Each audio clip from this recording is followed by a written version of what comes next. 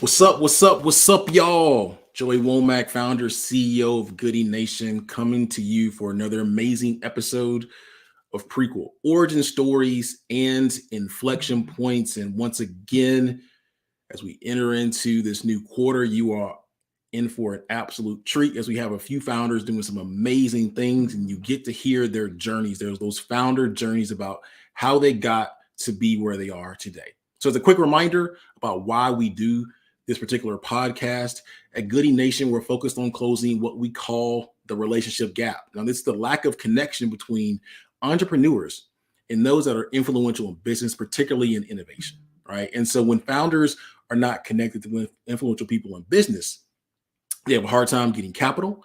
They have a hard time getting talented people to hire. They have a hard time getting press and media.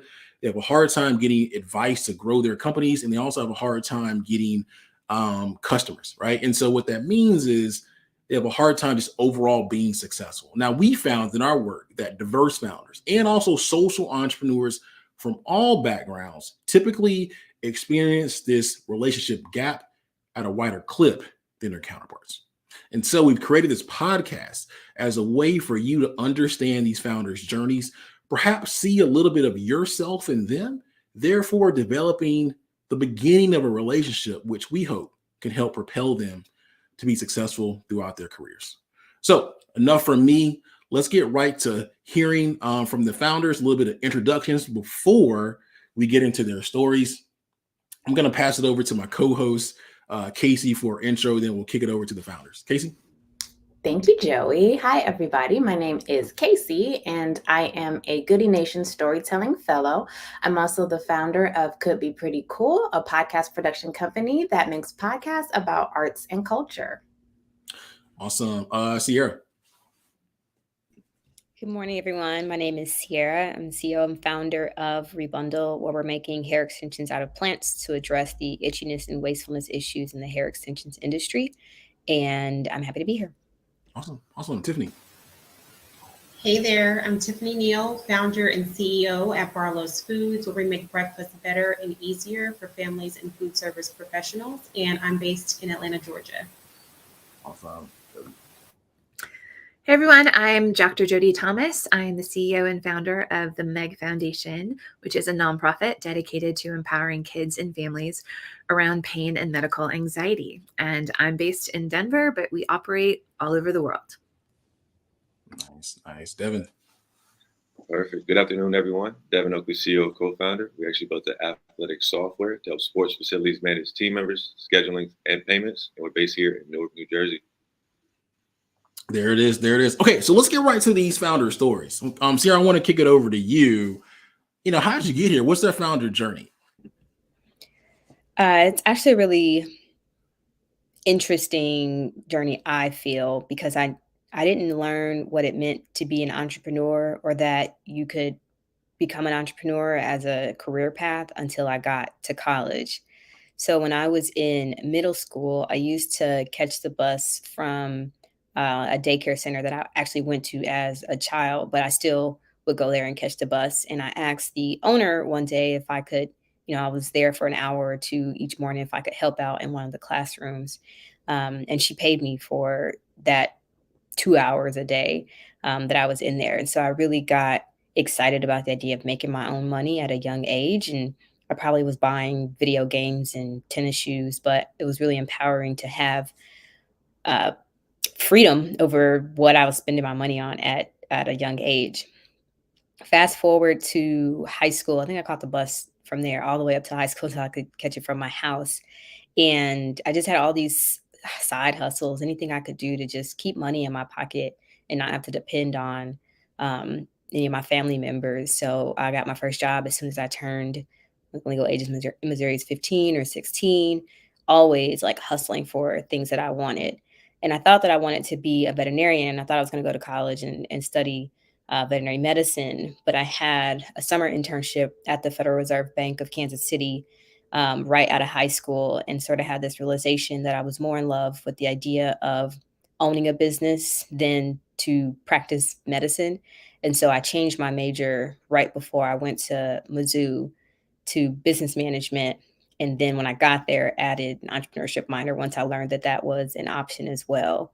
So all those small moments of me just hustling, and that's what I consider myself to be, just a true hustler. I'm an entrepreneur, but I really just know how to hustle for the things that I want and for the things that matter to me, to roll up my sleeves and get things done, and make a way out of no way. I finished my undergrad at Mizzou, went on to study social entrepreneurship at Mizzou, which really cultivated a desire in me to build a business that I understood from like a people, from a social and a profit standpoint, and finished both those programs in 5 years altogether, and then joined Venture for America, which is a 2-year postgraduate fellowship. So all those small experiences of me understanding what does it mean to hustle, what does it mean to study entrepreneurship in school, what does it mean to put those things into practice through a job, all those things added up to me eventually quitting my job in February of 2022 to pursue Rebundle full time. I love it. I love it. So I launched my first startup in college at Florida A&M, and I have recently begun to, not even recently, I'm sorry. For the last few years, I have done stuff like I launched helped launch the 10-day startup program at Spelman, done stuff at Morehouse and Clark Atlanta, a few other schools and stuff like that. And one thing I say around working with younger people in particular, it's really this thing around younger people, but also entrepreneurs. I just feel like we should focus on getting entrepreneurs repetitions or reps and going from idea to something tangible, right? And I think we can do that at a young age. Like I was the kid that organized all the sports games and video game events in our neighborhood growing up. And so by the time it came for me to launch my first startup, it was natural for me to come up with an idea, go with something tangible. So I can appreciate, what you were saying. And I can see how it influences what you're doing now.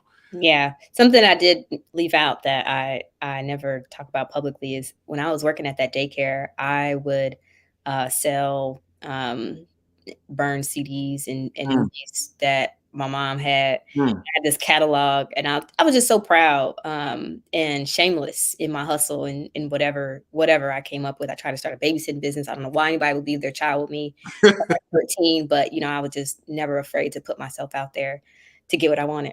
No, I love it. I love it. I love even that definition of entrepreneurship in many neighborhoods, really across the U.S. and really the world, right? There are people that are doing stuff like you said, like selling, CDs or back in the day. I don't know what the current version. Maybe people still do sell CDs. I don't know, right? I mean, selling incense. I mean, just selling stuff, right?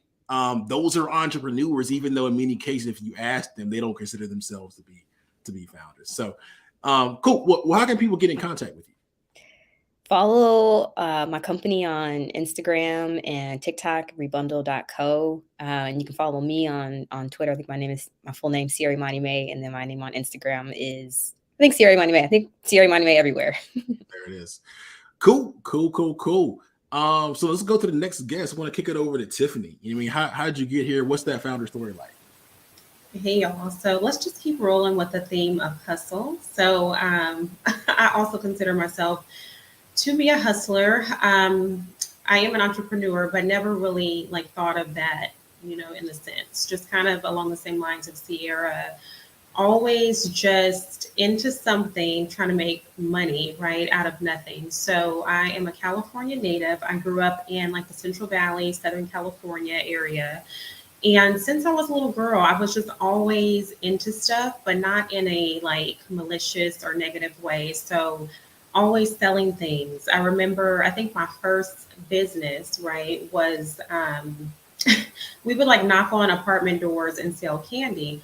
I don't know where the candy came from to this day. I'm I know my mama didn't buy it. So I don't know where the candy came from. My sister and I, we would rally our friends together and we would go and just, the candy could say 25 cents on it. We selling it for $1, So I've just always had that tenacious, like that go-getter, that hustle mentality since I was a little girl.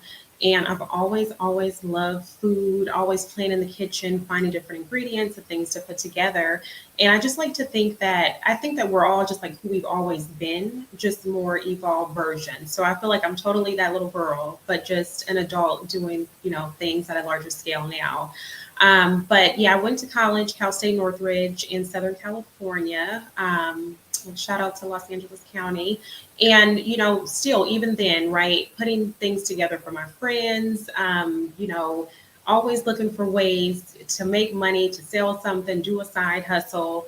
And when I finished college, I started an online boutique. So that was like my first like legitimate legal business. And I just, there was just something in me that was like, we can do something different than going to a 9 to 5 or doing like whatever traditional work was to do. It just, I felt like it just wasn't my thing. Like I was called to do something independently and just kind of create. I feel like I've just always been a creator at heart.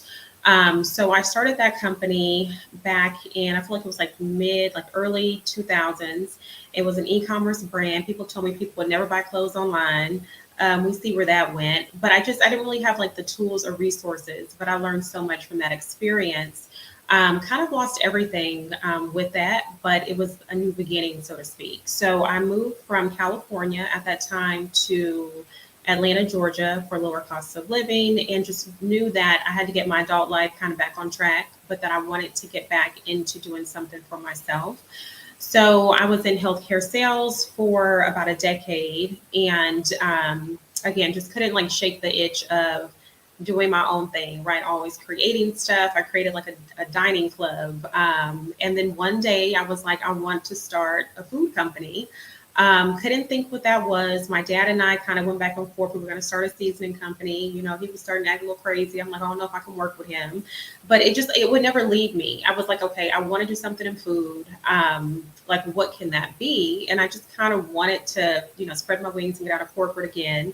So I was playing in my kitchen. I came up with a mix, made pancakes for a friend. They loved them. And for some reason, I got so obsessed with this idea.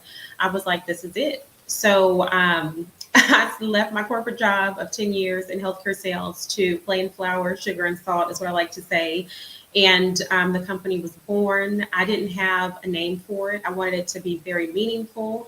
So I had a picture of my grandfather on my desk, and my grandfather's name is Barlow. So I named the company after him because he was really big into farming and agriculture. And it just became bigger than what it started out to be, right? So we're very big on clean ingredients, organic, better for you.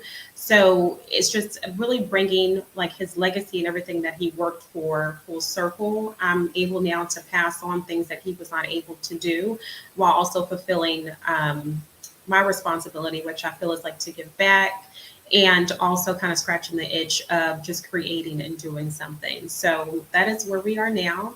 And yeah, that's the story of Barlow's Foods, where we are, and a little bit about myself. Wow. I know he'd be proud. I know, that's a great way to honor your grandfather, to carry on legacy and stuff like that.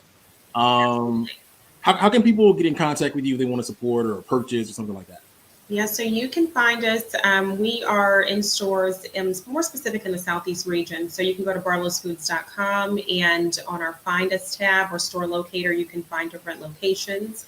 You can also follow us on all social platforms at Barlow's Foods, and then, of course, online at barlowsfoods.com. Nice. Another thing too, you talk about people saying people would not purchase online. Like my first startup, people said that humans would never really do email. Like email won't take off. And so, yeah. Now when I have a crazy idea, like I'm so annoyed that I didn't like stick that out, but I always remember that. So I'm like, now when things start to sound crazy or get the crazy feedback, it just makes me think I'm onto something. So lesson learned. I love it. Casey, I want to kick it over. I don't know if you have a comment or question or anything like that. No, I'm loving this connection between childhood activities and looking back on it and realizing that you were hustling. It's just amazing, the things that are just innate in so many entrepreneurs that you don't think of as being something that you're going to use later in life. So it's just really cool to hear. Awesome. Well, let's kick it over to Dr. Thomas. Jody, what's your story? Well, it's funny. Going along the theme of early childhood really playing out later in life. My origin story for the foundation, certainly as a founder, goes way back. When I was in high school as a junior, I actually was in a really bad car accident. And as a matter of fact, technically I died in that car accident and clearly was resuscitated and recovered, but it had a huge impact on me. And I spent quite a bit of time in the hospital and in recovery. And that led to me about a year and a half later as a freshman at Stanford, starting to volunteer in the Children's Hospital and working with kids with cancer and various diseases. And that sort of evolved. I started working during the summers at a camp actually founded by Paul Newman, the actor, for kids with chronic and terminal illness. And really loved it and decided I wanted to be my life. And I was like, oh, got to go to grad school then. So went and got my PhD in clinical psychology. But I always specialized in medical illness and trauma and pain, because over the course of that experience and being in hospitals and being in those settings was realizing kind of three things. One, no matter what the diagnosis or situation, pain was the thing that caused the most distress and the most trauma for kids and families on a daily basis.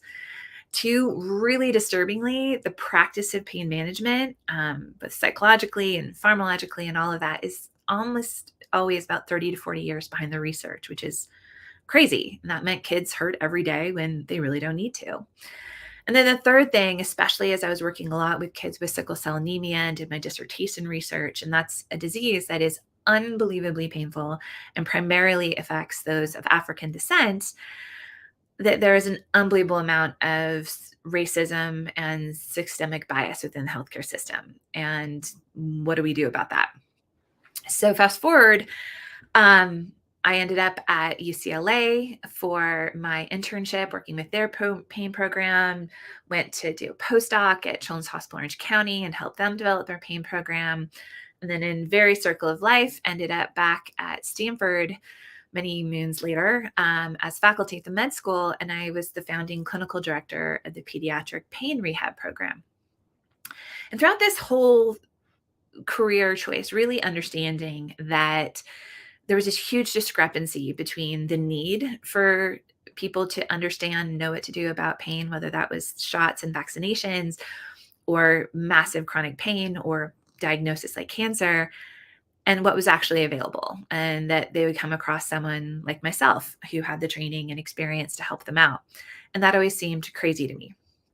So started kind of experimenting with tech-based interventions and did some projects, but really knew we wanted to make this much bigger, and that major institutions tend to be pretty bad at sharing.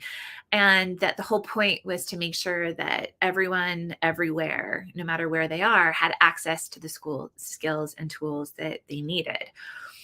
Because it really is so much more than a few difficult minutes at the doctor's office. So it isn't just that we're freaking out for that shot or that thing, but it's what happens next. And that we know that like 1 in 4 adults will make healthcare choices based on their needle fear and anxiety. And they become people like my brother-in-law, who ended up dying of stage 4 cancer because he waited 6 months to get a blood test because of what happened when he was little, that I know is totally preventable. And all of us can sit here right now, might be thinking about their own early childhood experiences, or that adult that they know, that friend or family member who doesn't do doctors because of those early experiences, how much we worry about how much that's going to impact their health.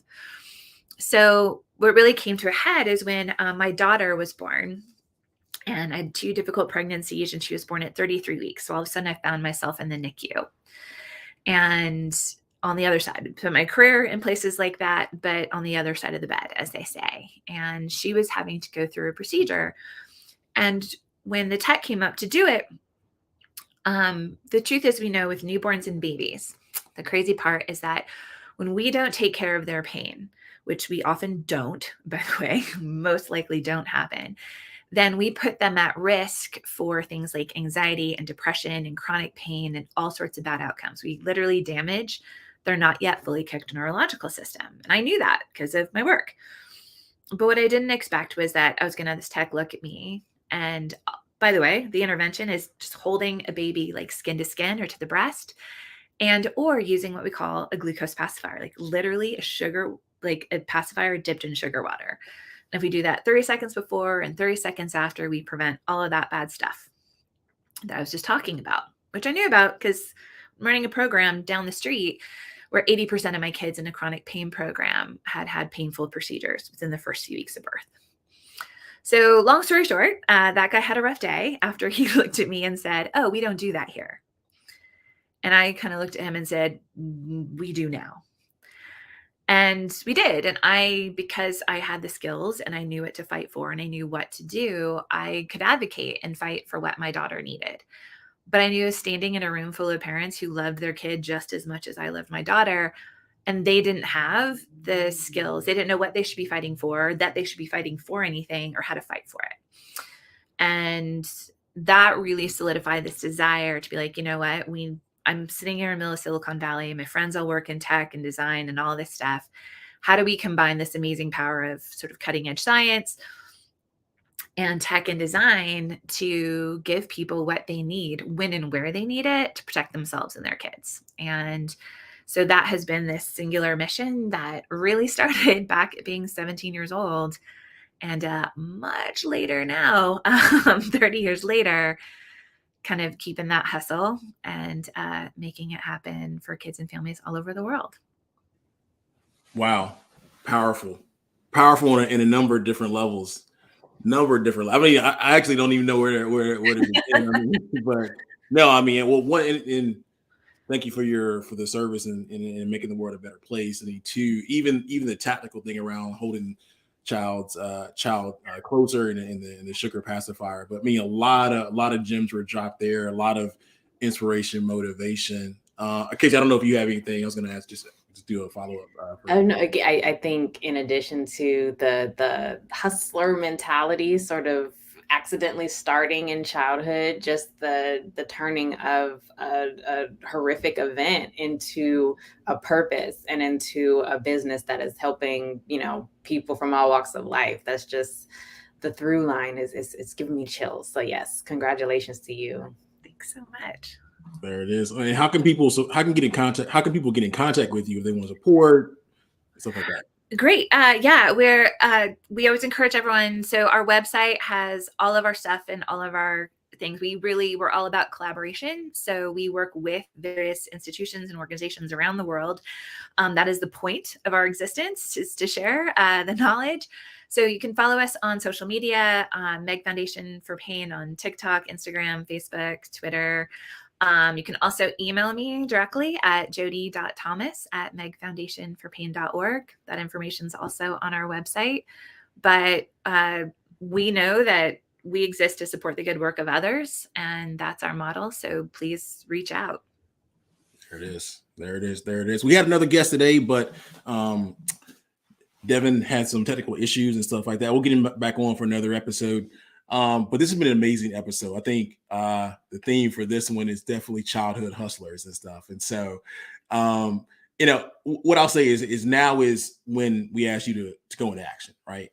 We ask you all to go into action and do what we call being intentionally good. You heard from these amazing founders, their amazing journeys. And again, our hope is that you saw a little bit of yourself within them, right? You can, whether it's, where you grew up or childhood experience or something to that effect, you were selling CDs or something like that. I mean, you saw a little bit of yourself in them. And so therefore you're inspired a little bit to support them. So they gave you their contact information, but if you want to find out more about them, you can also get in contact with them via our website with our program page, Intentionally Good. You can scroll down, you can click on their name to find their card in our site, find their LinkedIn profile, as well as an introduction to do a link to do a warm introduction, right? And so our ask is that you be intentionally good. So when we say being intentionally good, there's a few things that you can do, right? In many cases, they're looking for capital.